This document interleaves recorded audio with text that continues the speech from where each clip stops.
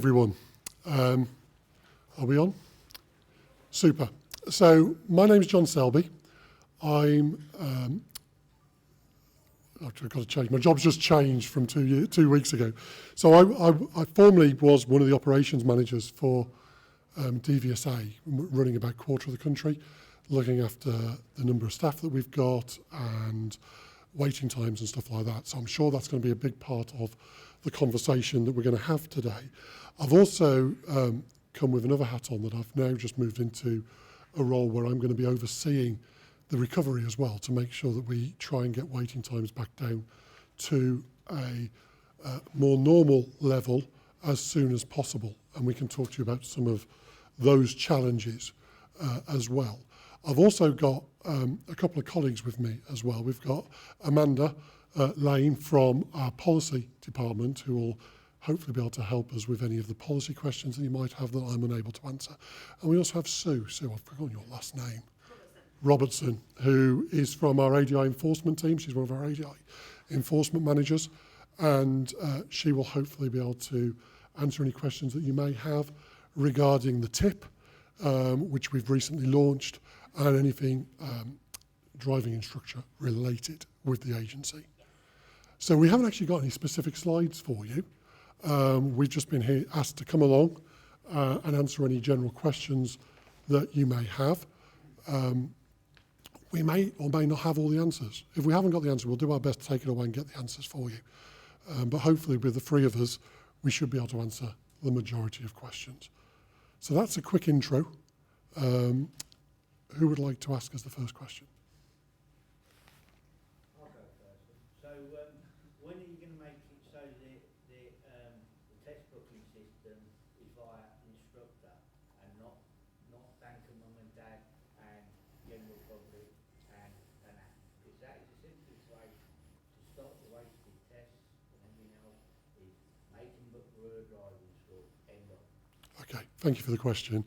I'm just going to repeat or paraphrase it because the people watching online won't have been able to hear that question, just so that they understand. So the question was, for those of you watching at home, was when are we going to tackle the booking system so that it eliminates some of these third-party sites potentially that are booking up the slots and selling them on, and specifically you wanted it to be made solely available to the instructor and not to the general public. So the simple answer is we are a public-facing service and we don't just serve ADIs. So that first one of being able to solely make it available to ADIs is not possible.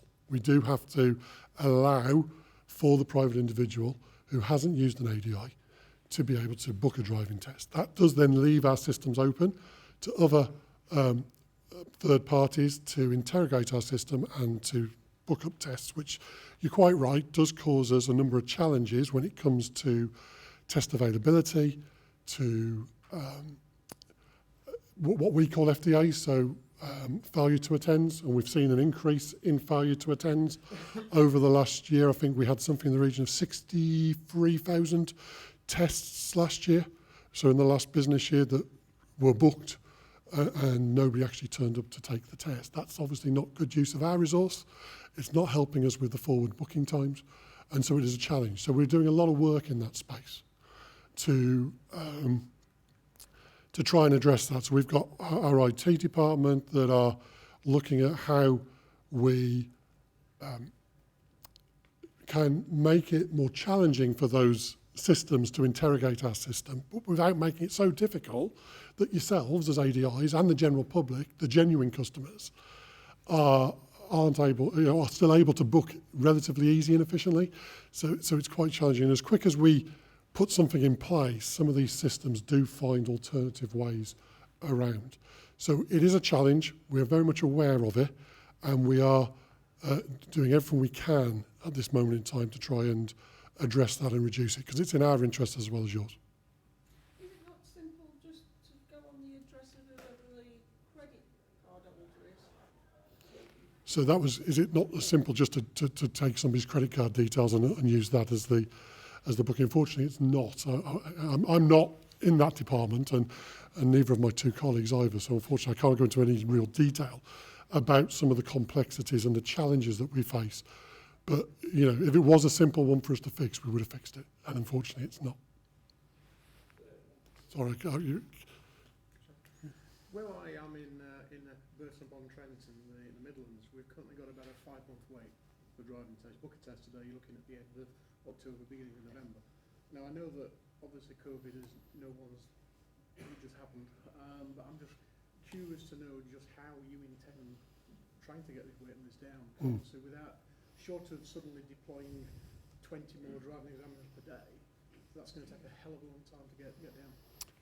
No, so good question, and thank you. So, it's how are we actually? The question was how, for those online. How are we actually going to tackle reducing the waiting times? And you just used Burton-on-Trent as an example of having about a 5-month waiting time at the moment. We are recruiting. We have been actively recruiting for the last 12, 18 months.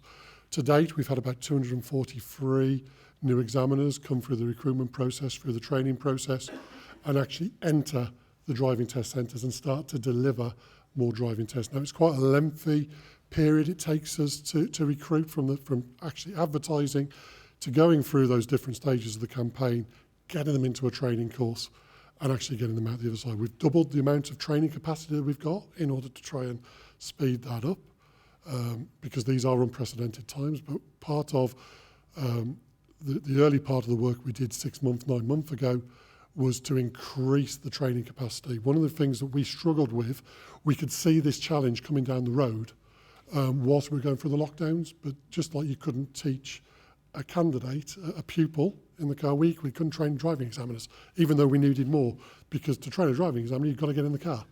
So we had the same restrictions, and that put some real challenges before us.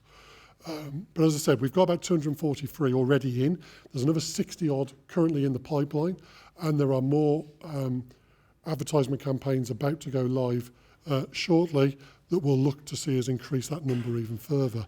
So it's our intention through recruitment and increasing by over 300 in real terms driving examiners across the whole of the network that we will be able to bring the waiting times back to a more normal BAU position, not necessarily exactly where we were before the pandemic struck, but a more normal BAU position by the end of this calendar year. That's our intention, and that's one of the challenges we do.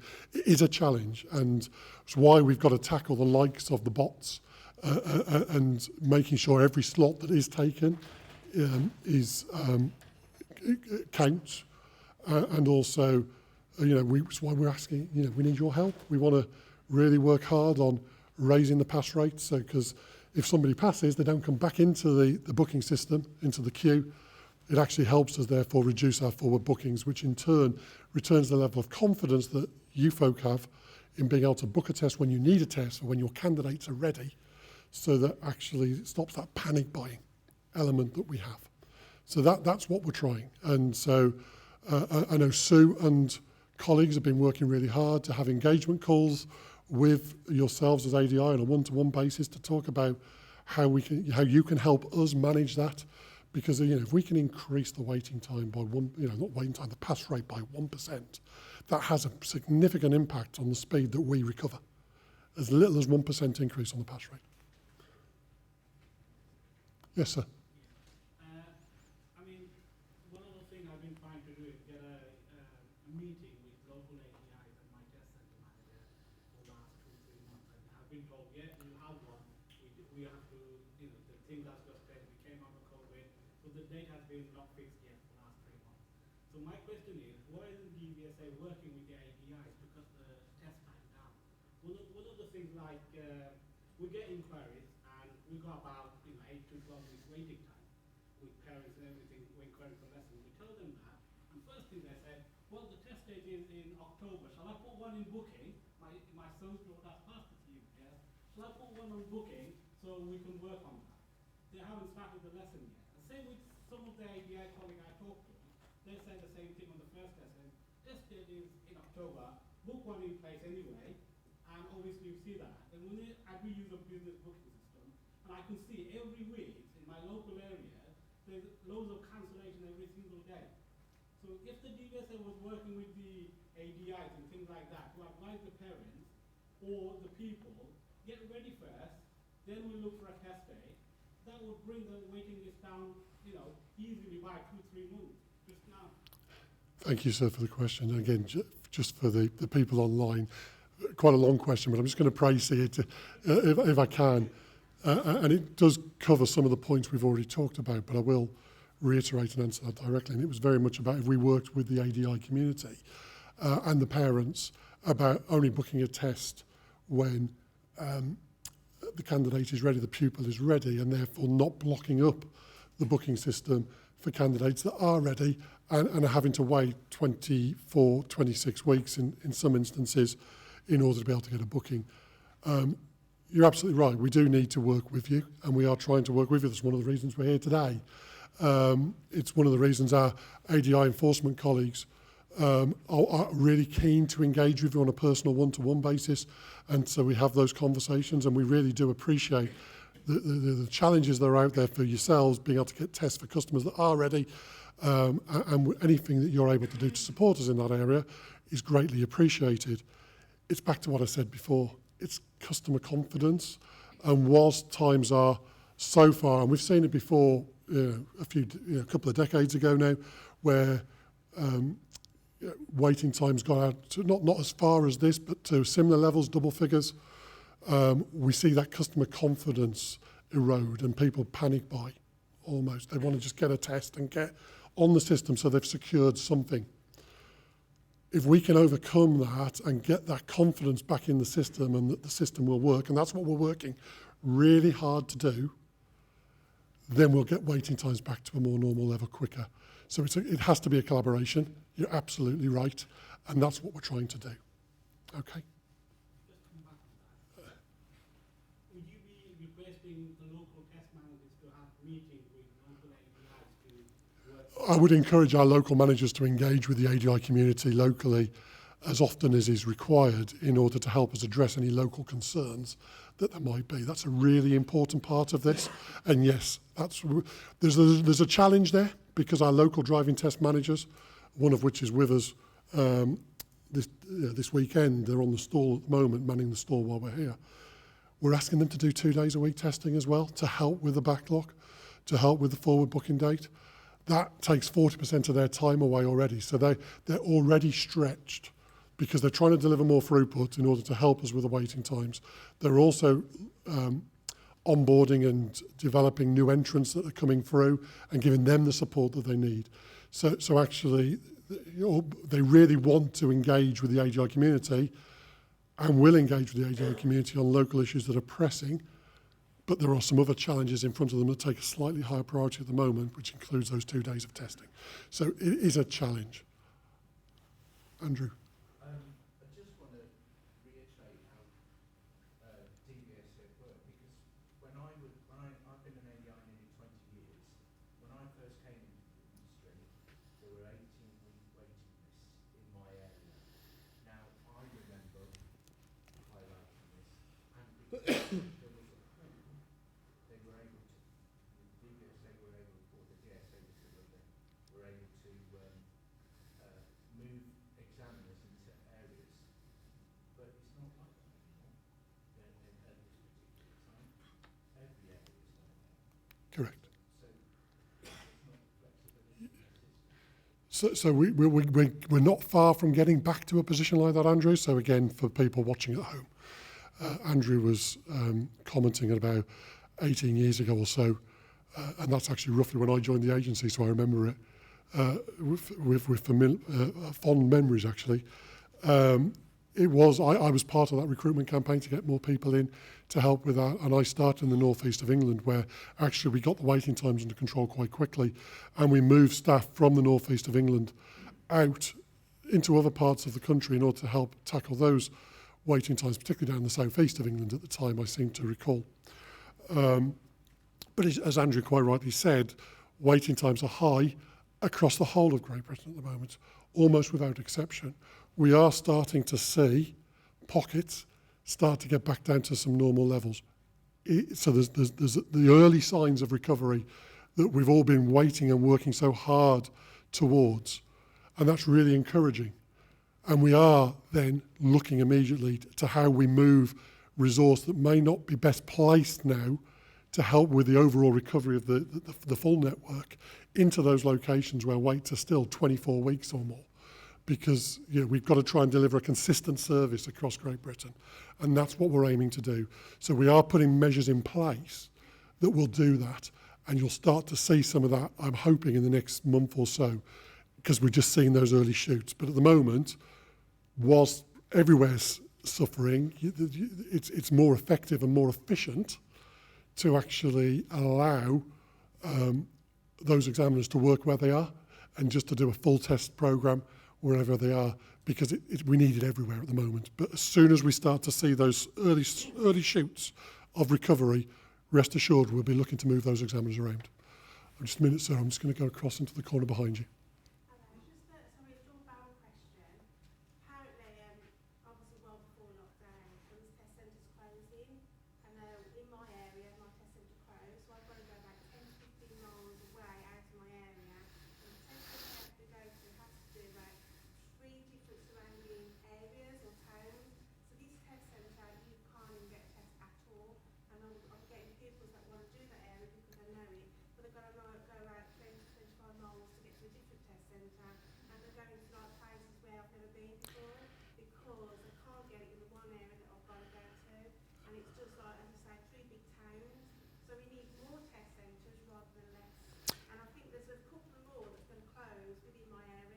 Okay. So this. So for those of you at home again, this is a question about estate closures and actually some test centres that have been closed in the last few months, and the possibility of some of us going forward. And the concern is we actually need more test centres, not less. So as a direct response to that, yes, we've closed 8 test centres in the last 3 months. In fact, I think they closed at the beginning of this financial year, beginning of April. But actually, there's no degradation in service as far as the number of tests are available. Yes, you might need to travel a little bit further, but we haven't reduced the number of examiners. And in a lot of cases, we've actually increased the number of examiners at those other centres that their work has dispersed to. So I completely hear the concern that it would appear that it's a downgrading of the service. It isn't as far as the volume of tests are concerned, because I can assure you we do have at least the same number of tests that were being delivered before the closure.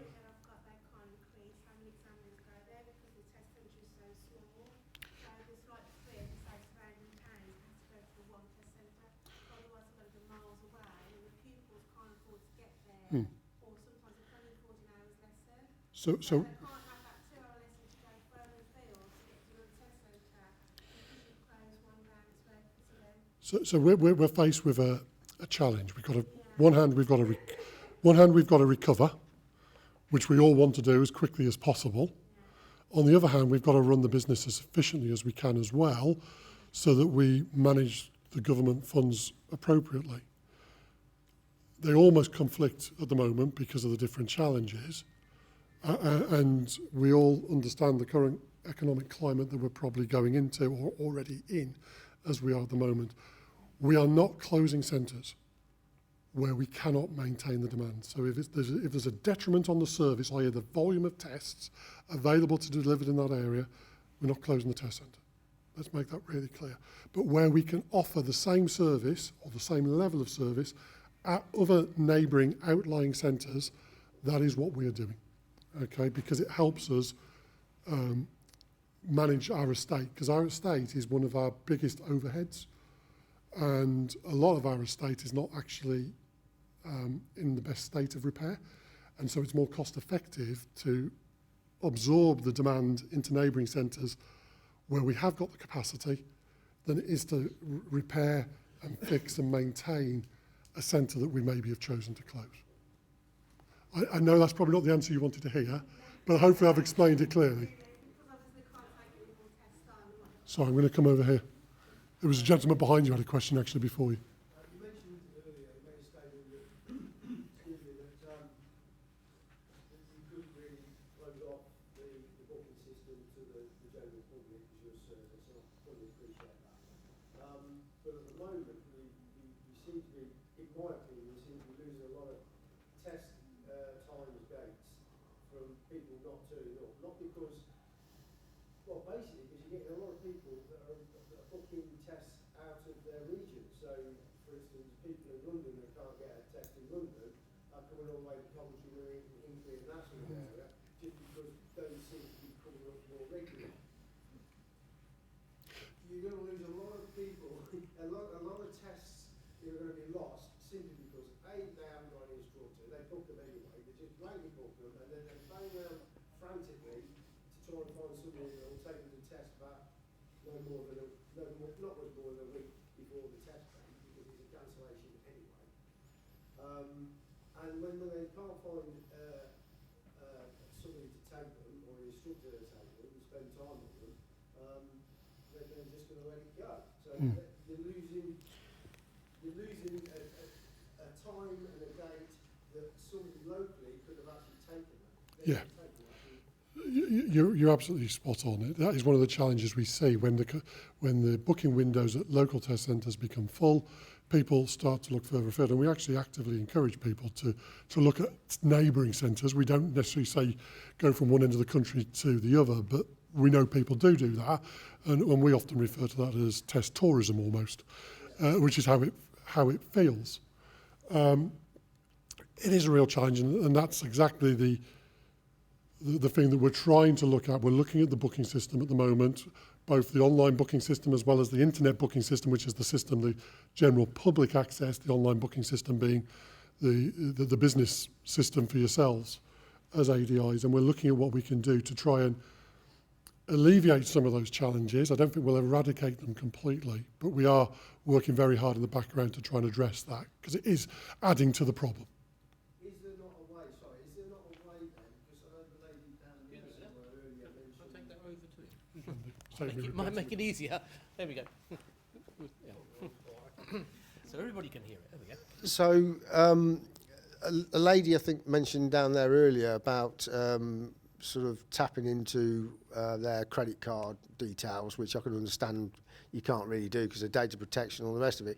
But for anybody to book a test, particularly Joe Public, they have to put in their licence details. Now, their licence details also have their address. So surely there should be a way of being able to filter out just how far these people are willing to book, determined by where they're actually living or where their licence is actually showing.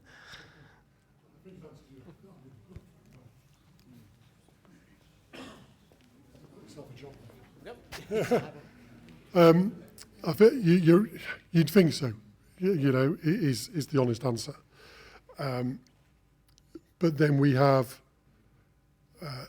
DVLA obviously sort out the licensing side, not DVSA, and we are working very closely with our sister agency.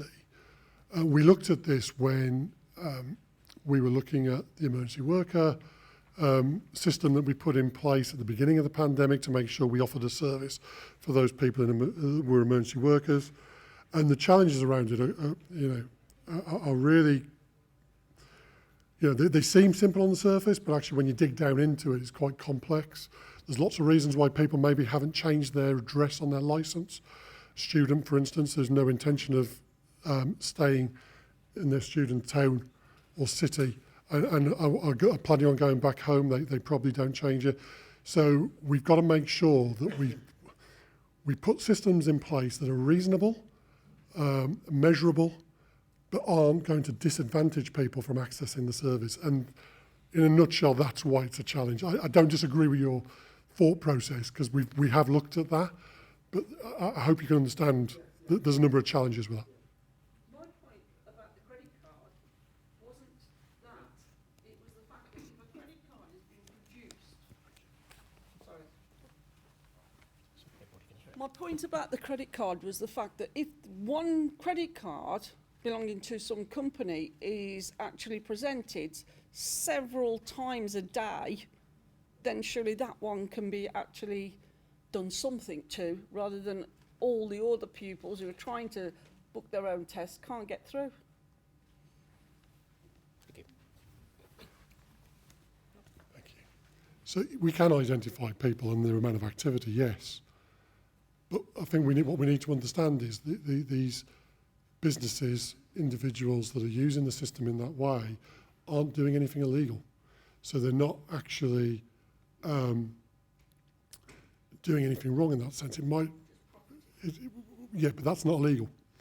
Yeah, so that's one of our challenges, that we've got to find a way that doesn't disadvantage the customer, that still allows people to use the system. We are reviewing our terms and conditions and all of that, so we're not ignoring it, but it's not as straightforward as at first it appears. I wish it was, because we'd have done something by now, because we're equally concerned about, as we said, 60,000 tests in a year that were paid for that didn't turn up.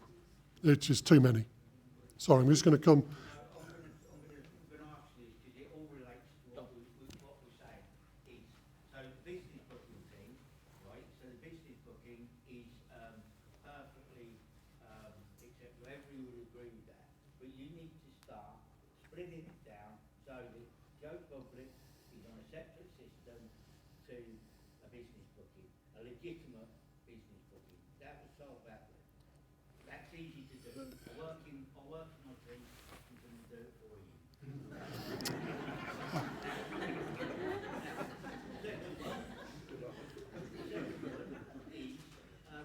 The intensive courses that are advertised out there, etc., when they turn around and they say, you can book your test, blah, blah, blah, or we can book it for you and then charge you £179 for the booking process. When are you going to start nipping that in the book? So all these, again, I haven't got those answers for you. I don't disagree with your points again. We are. That way we can talk to solicitors.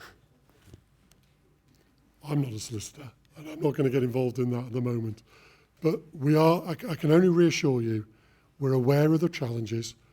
We are talking it through with all our internal stakeholders, with DFT, and we are doing our best to make those changes. Part of our booking system, part of the challenge is our booking system, and I appreciate you say you're in IT, is actually decades old and is actually in need of a renew and a refresh. We've got a project on the way that will be doing that, which will address a number of these needs.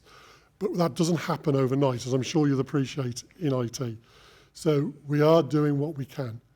Now, I'm just conscious of time, Mike, because it's 1:15, which is probably all this was scheduled to finish. And all we've done is dealt with that side of it. Okay. It's fine by me. I don't have a problem with it. But I'm just conscious that we've sort of stayed on one particular topic, which I appreciate, we're all concerned about. I hope I've reassured you that we are doing everything we can to tackle that side with the waiting times and the challenges with the booking system. But given that we have spent the half an hour talking about this, is there anything else in the room that people would like to talk about that takes it away from the booking system? We're going to look at these two ladies down the front. Considering the booking system's so busy and with all the time waiting period for booking the tests, I've had two situations where uni started, two of my students went off and they couldn't come back to sit the test. So I tried to change the test to those who were ready to sit the test. And when I called up, I wasn't allowed to do it. So they said the candidate has to book any test booking in any centre to get them onto the booking system, and we can just simply transfer. But isn't that just clogging up another booking?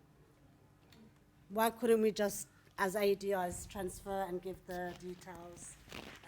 Partly because that's so that you've probably very succinctly explained what some of the challenges are, because part of the way these third-party organisations, let's call them that for the purpose of today, are doing it is using the swaps that allow them to move those tests around. So actually that's that's in part some of the activity we need to try and reduce, if not lose. Yeah, so we've got to try and sort that, and we are, and put a better system in place that allows for genuine swaps where there's a genuine need to go ahead. But that's also people who have got different status of income, they can't afford these ridiculous prices. And we don't. Sitting on the backside, Okay. But I think I've explained as much as I can about that today, I'm afraid, because we are doing everything we can in that space to try and improve that. we absolutely recognise and identify with the challenge that everybody in this room is facing and the impact that's having on our forward booking waiting times. So we are really keen.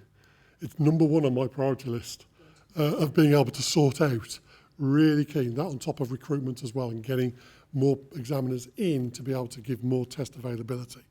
So yeah, so if it's okay by everybody, I'm going to draw a line under that subject for now, because otherwise we'll probably still be here at tea time. And I'm sure you'll all have lessons to teach tomorrow. But if anybody else got another subject they want to talk about.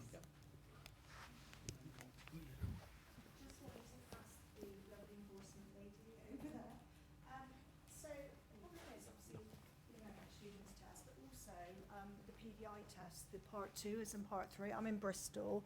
We have a 6 months waiting list for driving instructor learners. There haven't been any part 2s or part 3s in our system for actually quite a few weeks. I do understand that Bev, our local enforcement officer, has been off training new enforcement officers. But the problem is that they get a part 3 date, it gets cancelled, and we're virtually running out of our pink before we've even got our chance of our first date, because we've got to do that additional 20 hours before we can apply, which we're having to bend the rules, I'll be honest, a bit, and go, right, as soon as you're ready, we're getting you booked in, because we're in the same situation. We need new driving instructors into the industry, but we're being held back because we don't have that availability, or it's not working as well as it used to. I know we can swap part 2s and part 3s and stuff like that, and the people at Paddy are really great at helping with that, but we're just not getting any availability whatsoever.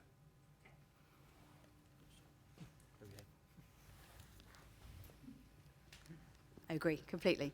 So we have one slight difference with the part 2s and 3s that operations are unable to offer. We can offer, if you heard of the hold list, you heard of the hold list? Okay, excellent. So first thing is, you go to your area, Bristol, and there is no part 2s or 3s available. You still book a test. There's a little box. You're nodding your head. Is it a little swipe? I haven't seen it. So you put you on hold for that centre. So when we open our next slot in, say, 12 weeks' time, we will go to all the hold lists first. Every week I speak to deployment. Where are they on hold? Where do we need? We will put the examiner there because I know you want a test. And then, if there's anything left, it gets open to the public. We offer, so the 2s and 3s are increasing, like John says earlier, significantly. My teams aren't doing it that quick, but as you just mentioned, we put 2 new trainee ADI examiners out this week. It takes time to get these guys to that level. So there's 2 things. If any of you go online and looking for 2s and 3s, I'm sure that you might see a standards check available. If you make the call, we might be able, I'm not guaranteeing, but highly likely, to swap that standard check that's not been booked for the 2 or 3, because you are my priority. Standards checks, you can wait a little bit longer, but you are my priority. Everybody's happy with that? So, yes. So, a couple of options. Everybody who needs a 2 or 3, put yourself on hold with that. And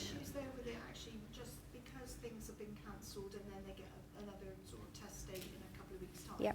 We're running really close to the wind, but then running out their 6 months for PDI. Sure. Yeah. What is the offering now? Obviously, during COVID, they could cut the badge up, couldn't they, and send it. I'm going to be a bit slopey shoulders. It is down to the registrar. It's their discretion. Right to Paddy. They will see the circumstances. There is a bit of legislation where our hands are tied to a certain extent, but there will be explaining from that. Now, if your 2-year is running out, but if you're in the system, even on a hold, like you've got everything. So if you're on the whole system, so you have no book, but your 2-year runs out, you are still in the system. So we will honour that test over your 2 years. So hope there's a little bit. It's hard. We're recruiting, just like you said, we have to take our examiners away to do the training, but we're getting there. It's a process, and it's just slowly but surely. All right. Yeah, it is one of the challenges we've got with ADI particularly, but the registrar does have some discretion. It's about being able to evidence that. Just to back up what Sue said. Itching to give you a question. There we go. Thank you. My question is for the enforcement team as well. Okay. Yeah, we want to give him a break. I think he had enough. I'm an audit trainer in the area, and I had been approached by a couple of ADIs who had a letter to book their standard check test. And obviously, they've been online, and they can't find any appointment and things like that. So they're a bit worried, and they're saying, because that letter does say if you don't come for it, it goes into the horrible bits. And they're worried, and they contact me and says, what do I do? My advice is write to Paddy and tell them the situation, you can't find an appointment. But my question is, if you are sending an letter to the ADI to book their standard check test, then there are two things you could do. Just give them an appointment, okay? And if they want to, well, let me just say, if they want to change it, then obviously they can, at least they got something there, or have that appointment in place first before you send the letters out to them. Otherwise, they are getting a lot more stress than they shouldn't be.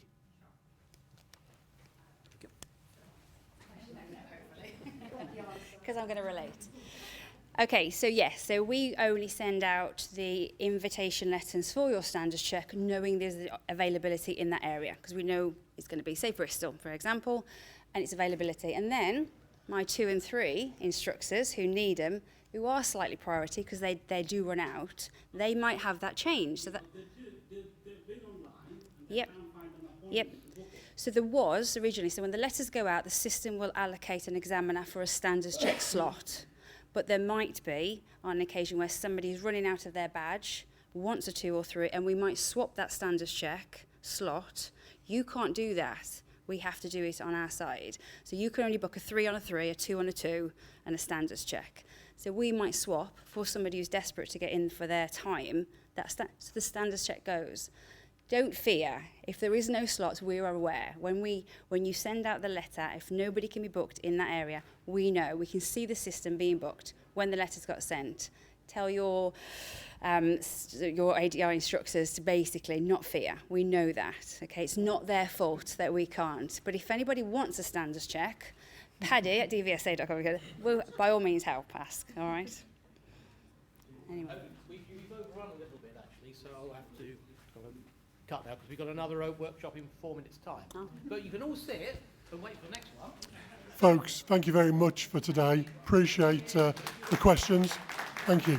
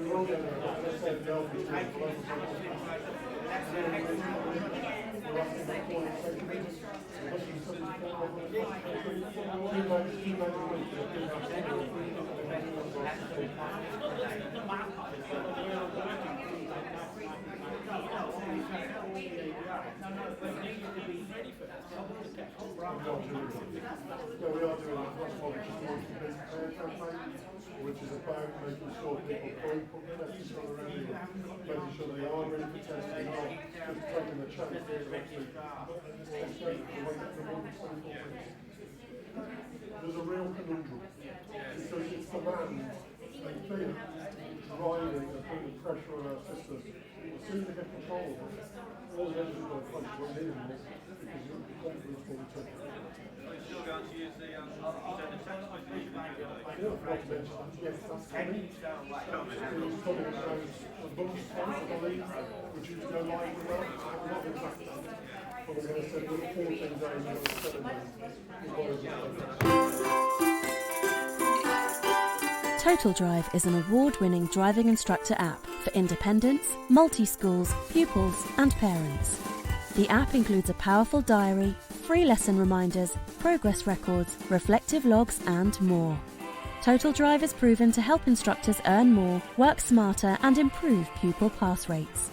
If you're a driving instructor, you need to try TotalDrive by starting your completely free 30-day trial at www.totaldrive.co.uk.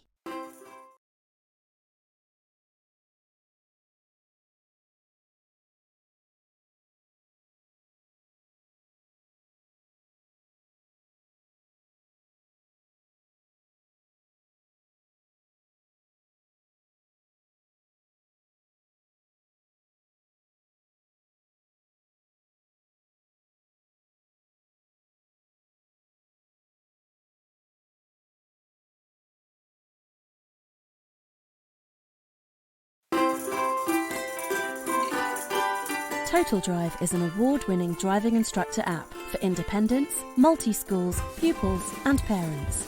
The app includes a powerful diary, free lesson reminders, progress records, reflective logs and more. TotalDrive is proven to help instructors earn more, work smarter and improve pupil pass rates. If you're a driving instructor, you need to try TotalDrive by starting your completely free 30-day trial at www.totaldrive.co.uk.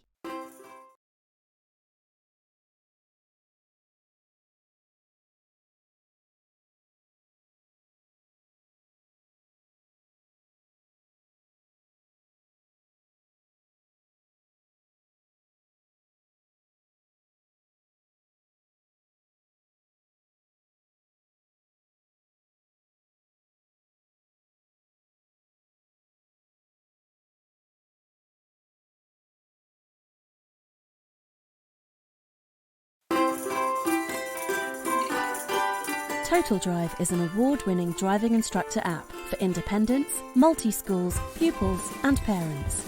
The app includes a powerful diary, free lesson reminders, progress records, reflective logs and more.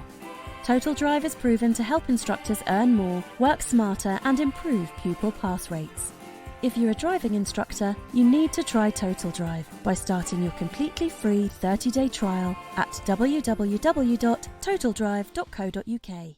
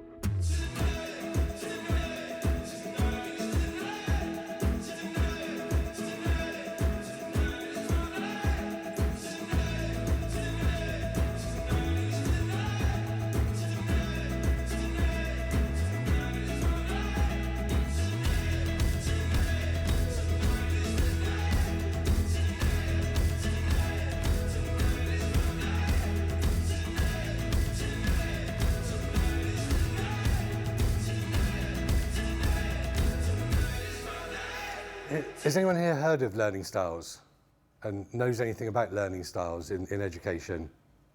A little bit? Heard of it? Okay. So what I'm going to try and do during this, we've not got as much time as we have because DVSA ran over. I thought they might. Lots of questions. What I'm looking to do is give you a broad understanding of the VARC principle of learning styles. I'm looking for you to be able to identify some tools that might be available to you in your normal working day that will allow you to identify learning styles, perhaps for pupils that are struggling to learn. I wouldn't suggest this is for everyone because it would take you too much time to do this for every pupil. But if you have a pupil that you just can't get to grips with, they're just taking too long to capture things, then sometimes learning styles can be a great way of honing your learning to give them the best possible chance of learning the right things. And I'm looking to give you an idea of an alternative to VARC, which is, VARC is what's known as at the moment, probably the most common learning styles principle. But there's another one called Honey and Mumford, which was developed many years earlier, which still has a place. It's available to you. So I'm going to talk to you about that as well. We'll carry on going and see what happens. There you go. So who am I? I'm one of the co-founders of TotalDrive. We produced the TotalDrive app. We've got a stand here. My background is a training manager at Yale.com, or what you probably know as Yellow Pages. So I trained the sales force in IT, and I was a sales trainer and a management trainer for a long time. So we used learning styles before every single course to see if the salespeople were going to work well with the type of learning that we were providing, and identify which pupil, or which, in that case, which salespeople might have a slight issue with their learning based on what we were teaching them, and which ones we could identify that we might be able to help slightly differently based on their learning style. So I'm also a graduate of the Institute of Personal Development, which is a training institute. So I'm not just someone that's created an app. I've got a bit of background in education, and I'm telling you that in order that you know that I've got a bit of credentials behind me. So why is VARC important? Well, first of all, only 4% of people will retain something or learn by the use of things like videos. And videos are quite used a lot these days. People get told, go and watch a YouTube video and watch this video on a 3D video on a car turning a corner, and that's how you learn. Well, actually, that doesn't suit everyone. And whilst it's easy to do that, it might not be the best for every single student. And I think that's an important thing to be aware of.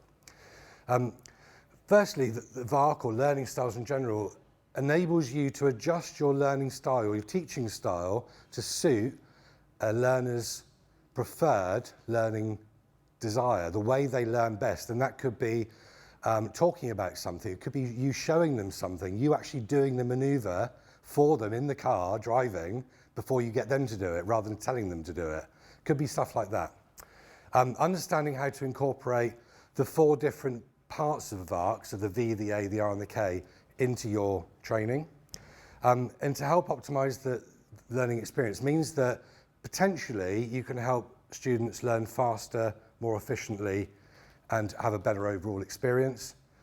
And when it comes up last, the last one, it can help you identify, as I said at the beginning, students that might have problems learning, and identify why they have a problem and how you can improve their learning in particular ways to help them when you perhaps wouldn't do that normally.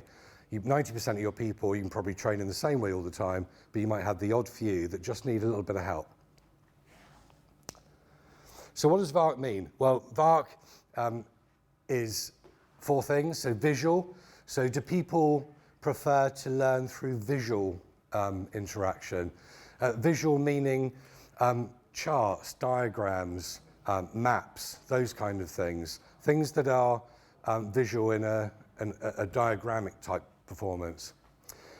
Incidentally, you may know all of these videos are recorded and available to you after the show, if you want to. But by all means, take photos as well. And I've given you a link after this as well. Everything that I've got, I'll give you a link so you can go and download some content. I should have said that at the beginning. Oral.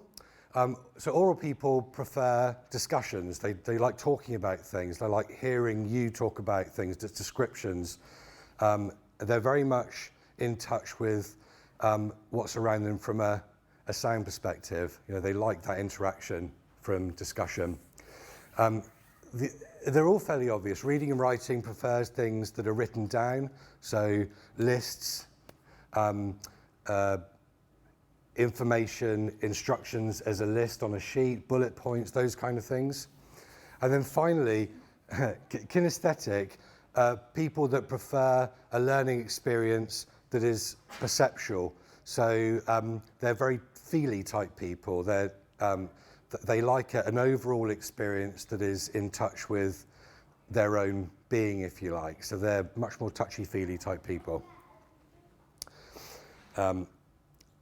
Demonstrations, simulations, that kind of thing are things that are important to them. So what I wanted to do is, everyone got a mobile phone?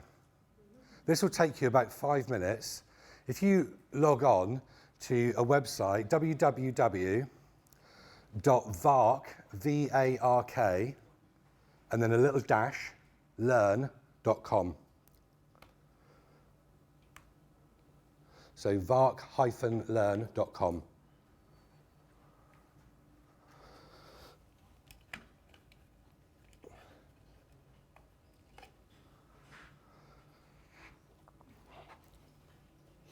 Has everyone got it up? And there's a menu on that which is called questionnaire. Click on the questionnaire. And then the questionnaire has 12, I think, or 16 questions. Just fill those questions out and you'll find out your own learning style.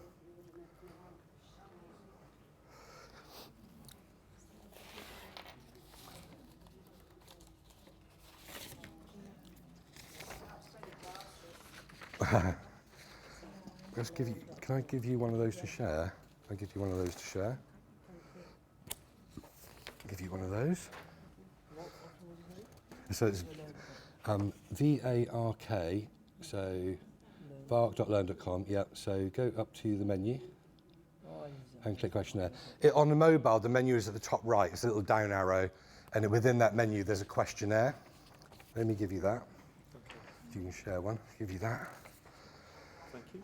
And one for you. I tried not to print too much paper out to save the world, but hopefully I've got enough for everyone. Do one of those. Has everyone found that questionnaire?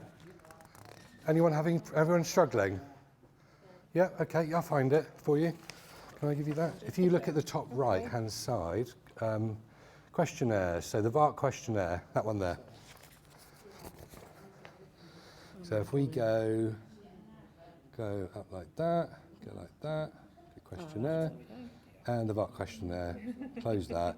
There's loads of adverts on this site, so please avoid those, but just click them off. There you go. And then you scroll down. Has everyone found it? Yeah. You found it okay? Brilliant. So just answer those questions. Oh yeah, give you one of those.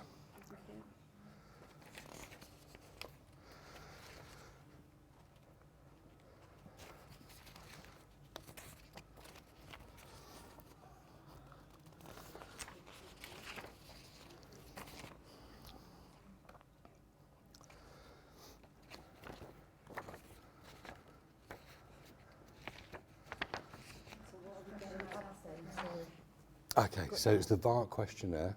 Oh, okay.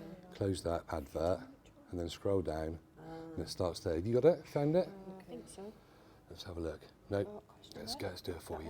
It's there, isn't it? Oh, that's the one. You've got it. Yeah, just fill that one out. Have you found it okay?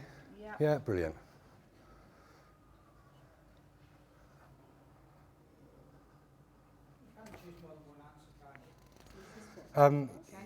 No, you should only choose one ideally.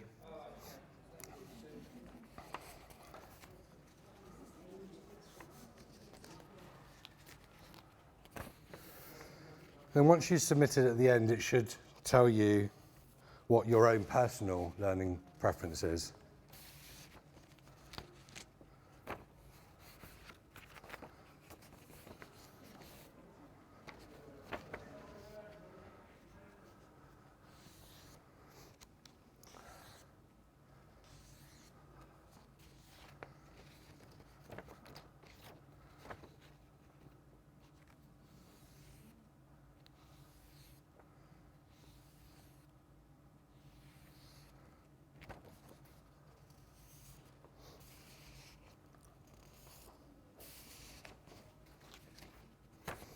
How are we getting on? Almost there?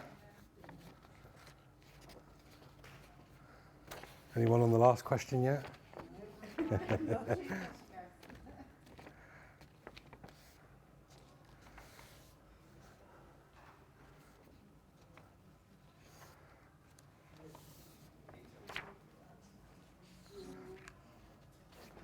If you can't do it right now, don't worry, you can have a little go later. I wanted to get a few people to do it just to get an idea of what sort of people we had in the room so you can have a feel for how it works. Almost there? And what do you turn out as? Visual kinesthetic. Okay, so I you... get 0 for oral. Yeah, well, there you go. But I actually like listening. You never know, yeah, interesting. Yeah. What about yourself? I just thought I was a blend anyway. You're a read writer, okay? Anybody else finished? Yeah, what do you come out as? I don't like listening. And what's your strongest area? So you're what they call multimodal. You're across all the ranges. You would respond well to any of those methods. And as a driving instructor, if you were my pupil, there's really not a great deal VARC could do for me that would help me massively with you, apart from knowing not to do one thing. That would be exactly. So I would try and speak at you less and show you more. Yeah? So sometimes VARC will tell you not only how you can help someone in a positive way, but also how not to not help someone. How you know not to do the certain things with them because they just won't respond to it. Okay, so how many people are come up as visual learners? Anyone strong visual? Yeah, one strong visual there. Any strong orals? No, one strong oral. 7. Yeah. You got one strong read write. Any other strong read writes? Any strong kinesthetics? See, that's really interesting. So quite often that's the case. When you get one profession in one room and you do this exercise, there's always one particular type of that where most of them will put up their hand. And if we look around the room, again, if you're kinesthetic, put up your hands. Most of you are kinesthetic, and that's very normal because you're all in the same profession. Hairdressers, for example, I'm not sure what they are, but they're almost always the same. Salespeople are almost always the same. It's a really interesting thing, but your pupils are all different, so there'll always be different things. And some of them will be what the lady at the back was multimodal, so she's a mixture of everything, but actually is really low on one score. So for that one, you would just avoid doing that with them as much as possible. You can't avoid it completely, but as much as possible. So the next thing I wanted to ask you is just a quick throw out ideas. Is you know your job, you know what resources are available to you as driving instructors. Can you think of what resources you would use? And I've given you all a sheet, some of you have one to share, of each learning style and its preferences. Can you think of the resources that would be really appropriate for someone that was very high on the visual scale? Anyone, anything that you currently do? Those that will print out map things with the cars that do. Yeah, print out map with the cars that you can move the cars and you can show roundabouts. There's an app out here that's coming soon that they're pre-selling it called Route Buddy, I think. It's a bit like the Neil Beaver app where you can draw on a map. It shows a satellite image of the roundabout and you can draw the route that person should take around the roundabout, their position on the road. That kind of tool is really useful for visual learners. So it's a tool that perhaps you should think about having in your toolbox, because if you establish a learner that is very high on the visual scale and you're just struggling to get them through their test, then it might be that if you identify their learning style, you might be able to take them over the edge. That's really what this is all about. Any other visual aids that you've got available to you that you think might be really good for a visual learner? Yep. Yeah, absolutely. On a board or something. 100%. Yeah, anything. Yeah, showing on a map. Yeah, and yourself? Did you mention something? Someone put up their hand? No? Okay. So what about oral? What tools have you got available for oral training, oral learning? Yeah? Yeah, talking to them. Perhaps when we say videos, some people don't learn by watching a video, but an oral video of someone talking about a process isn't visual, it's oral. Yeah, it's the same way that if a person was talking to them, it's oral. So don't discount videos that are a certain type. So we've got people here, for instance, I'm not trying to promote people because I'm trying to promote my own app, but we've got people here that do training for people that have anxiety problems. Yeah, and they use videos. We've got a lady here with 1 million TikTok followers, lovely lady, and she does theory test training. Yeah, all on video, all on TikTok. That is still what we would class is auditory, audible learning, but it dips into visual a little bit because there's some visual elements, but they don't show a video of a car moving and stuff like that. They're just someone talking to a screen. That's oral. And what about read-write? You've probably got tons of tools that help you with read-write, people. Yeah, read-write, lists, dictionaries, glossaries, handouts you can give people. Yeah, absolutely. And what about kinesthetic? So kinesthetic is all of your senses, sight, touch, smell, hearing.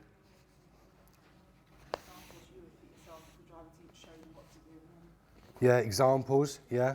So let them have a go, yeah. Absolutely. Sorry? The car itself, try it. Get them to drive the car. But also things like going back to visual and kinesthetic for that matter. I'm sure you do this anyway, but if someone's struggling to parallel park, I imagine sometimes you'll get in the car and just show them how to do it. Because it's so frustrating that you think, I've got to show them. And then suddenly it works and they do it. Well, that's... 80% on mine. Yeah. They say demonstration. Absolutely, yeah. I want to see. Yeah. And once they've got the feedback done and the control, yeah. they're fine to do absolutely. the road and they Yeah. know exactly Quite right. Yeah. What this does, what this information gives you is the ability to get someone to do a quick test like you've done. You just use the VART website. It's free to use, free to run a test. Find out what they are. And it doesn't, what I'm not saying is do this for everyone. What I'm saying is if you have someone that is struggling, you can identify a style and you can start to think about the type of tools that you've got available to you that can work with that person to try and get them through their struggles. Yeah, that's where this can really help. Does that make sense? Brilliant. Okay. Yes? We haven't been trained to deal with people's emotions. No. We have criers. We have people who swear. Yeah. We have people who do all sorts of things while Yeah. sitting in the car. Yeah. I mean, at the moment I've got two. One a youngster and one 30 plus. Yes. Don't want to come out the comfort zone. Yeah. And they start crying. Mm. And you say, okay, I'll take you back, but what's making you cry? Yeah. What's making you so upset that Yeah. you're coming? Because you're doing exactly the same thing as you were doing in your comfort zone. Sure. It's like to take them on and get them to progress the step forward. Yeah. They're just holding back. Learning styles can help. I mean, I'm not a psychologist. I've dealt with a lot of criers over my years in training people to sell because it's a stressful environment. So I have dealt with that. And I think the most important thing is to be empathetic and to try and mirror and match them. Don't cry yourself. But related stories are really interesting. So you find someone that's crying over something, and the biggest emotion to someone like that is embarrassment. They're embarrassed that they burst into tears. So the best thing you can do is give them a related story about someone else, even if you make it up. Yeah, so don't worry. I had someone just yesterday that was exactly the same position as you.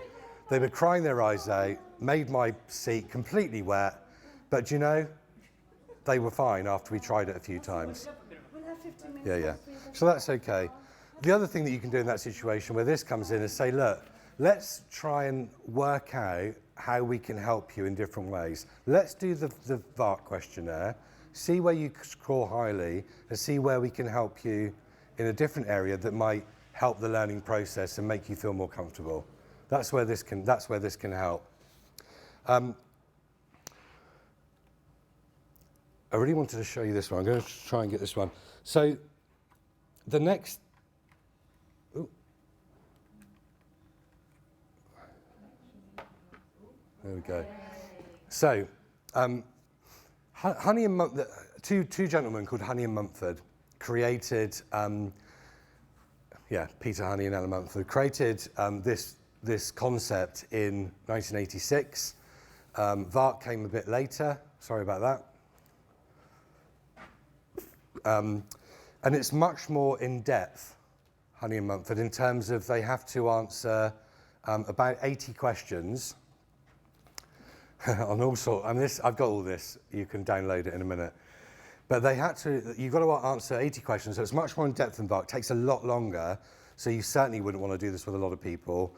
But it's really useful to combine the results you get from Honey and Mumford and the results you get from VARC, because Honey and Mumford uses a slightly different process in so much as they look at 4 different types: activists, reflectors, theorists, and pragmatists. So activists are people that they'll try anything once. Yeah, I'm an activist, for instance, really strong on the activist scale. I'll just go at it. If someone says, go and do that, I'll say, I'll try it once, I'll give it a go. And without thinking about the consequences. Reflectors will be the type of person that you say, let's go on that rope swing and swing across the river, and they'll look at the angle, they'll think about it, they'll be concerned about getting their feet wet, what will their parents say if their shoes get wet in them, how will they walk? Yeah, how will they walk home in the wet? I mean, I do that as an adult. I'll still swing across the tree. If my son, 21, says, should we swing on that rope swing? I'll say, yeah, let's do it. Without even thinking about how I'm going to get home if I'm covered in water. A theorist will say, well, if I do that, how will I feel afterwards? What will happen if this happens? What happens if I fall? They'll think about it. They'll think about the actual process and the consequences, and how things will fit together into different areas. And finally, a pragmatist will think about a process and try and relate that process to how it would happen in real life. Yeah, they're real kind of work out the real life. Now, if you combine the results from Honey and Mumford, and I'd encourage you to do the Honey and Mumford test later on. Just show you the next slide. We haven't got time now because there is so many questions. Basically, there's 80 questions. This is me. This is how I came out when I did it. It comes up. So you answer 80 questions, and each question, you get an answer sheet, and you put a tick next to it, and then you work out how many A's you are, how many R's, what have you. It's a bit like VARC. It works in the same way. Then at the end, it gives you a rough idea of where you fit in. And I'm in the anything once pragmatist side of things. And that's basically, that's when I did it earlier today. And as I said, they both, VARC and Honey and Mumford, both have a place in learning. They both have good things. VARC is just much quicker to use and more appropriate for you to use in a car quickly. You know, it took you guys 5 minutes once you actually found the thing. I didn't explain it very well, but you could have it as a link on your phone, give it to, or on an iPad, give it to a student and say, do that. It would take them literally 5 or 6 minutes to do, that at the end of it, you've got a feeling of what's available to you. You could even put a link on your website page, you know, allow them to just say, go to the website, click on this, or if you've got the app, you can put it in the guides. There's a guide section of resources where you can add it to the resources. All right? So we didn't have as long as I thought we would have, and the technology hasn't really worked, so I apologize for that. What I wanted to do, though, was give you a broad understanding of what learning styles are and how they can be applied in your industry, and look at not just VARC, but alternative to VARC. Does everyone feel that they've got a bit of insight into that? It's a short session, but try and use it. Feel free to go on to totaldrive.co.uk/learning styles. Everything that I've discussed and links to all the downloads, the sheets, and more, loads more sheets on there as well, that you can download for VARC, and also the Honey and Mumford questionnaire and information about that too. Lots of online resources there once it comes up. So that's totaldrive.co.uk/learning-styles. All right. And that's it. Thank you for your time. Appreciate it. And look forward to seeing you next time, maybe. Thank you. Of course. People's outcomes on those change through life because Yeah, they do. become Yeah, they do. different in their approach. Yeah, 100%. Yeah. Yeah, so like a young person, you'll find that not most young people, but a lot of young people will come out as one thing. Yeah. And there'll be a bit of difference, but yeah, if you were to test them again 20 years afterwards, they'd be different. Because my elder daughter, she used to be one of those, just go for it, don't even think, the fastest, most scary roller coaster. Hit the age of about 18, 19, won't go near them. Yeah, mine hasn't changed, funnily enough. I'm the same as I was when I was 18. I haven't changed at all. Some people don't, but yeah, people do change over a period of time. I got that piece of paper. Yeah, sure. I missed out on the... Yeah, no worries. There you go. And I've got some other bits here. Did you miss out on the first part of the session? Okay. They're filming it, so...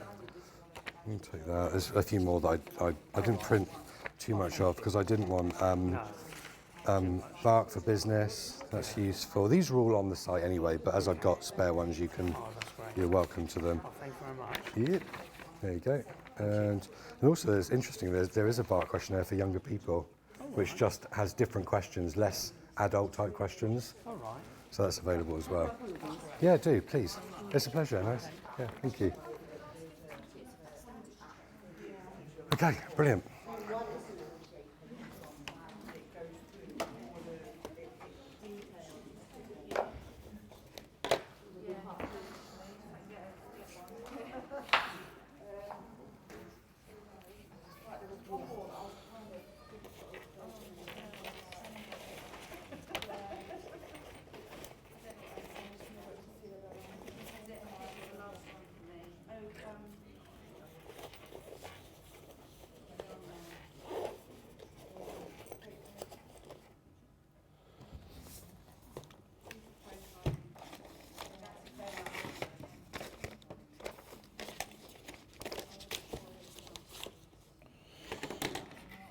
Profiling is quite an interesting session.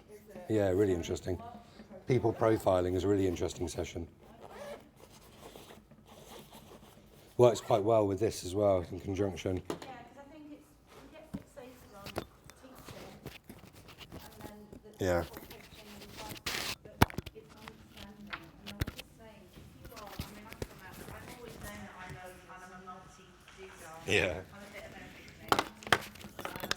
But if you say you're a visual learner, Yeah. that's your natural go-to. Yeah.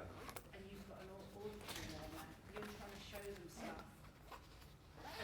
It's difficult. Yeah, it's difficult as a teacher to teach something that you're not happy with yourself. Why don't you want to look at them? Yeah, exactly. Yeah. Showing you, and they'd rather go and, listen to a video or listen to a podcast or something. I agree, absolutely. It's interesting to be able to come across a big range. Well, you'll find all those people, all those different learning styles. You'll find all different types of. But it's starting to be able to recognise it. Yeah, Starting to absolutely. understand that. I mean, I've only got a couple of kids that live free, but they're very different. They're siblings, How are they? but they're like this. Yeah, miles apart. Completely different. So I have to. I don't. Obviously, we don't do. I can't put one in the car and go right now. Drive around here, turn left at pin, go right back. Right, get your brother. Right, drive around here, turn completely different. So you Or have have to one in the adapt. back while you're doing it, because the one in the back would not enjoy. They're just the so same now experience. because it wouldn't be the same. I think as they come along a bit further, because we live, well, you know where we are, so we're so far away from Newton Abbot.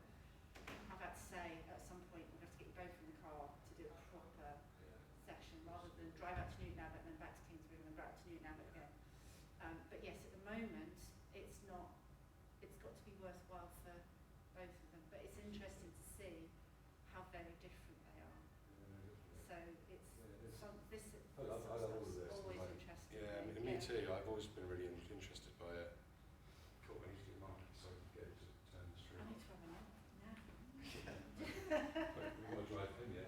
I've got a big long drive. Are you going straight home tonight? Yeah, we are. Good luck with that one. Thank you. It shouldn't be too bad actually. The Empire should be empty on Sunday, Yeah, right? hopefully it'll be okay.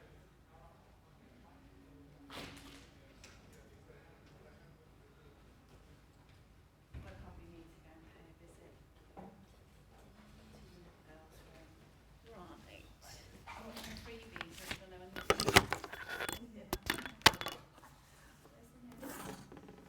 that was the small,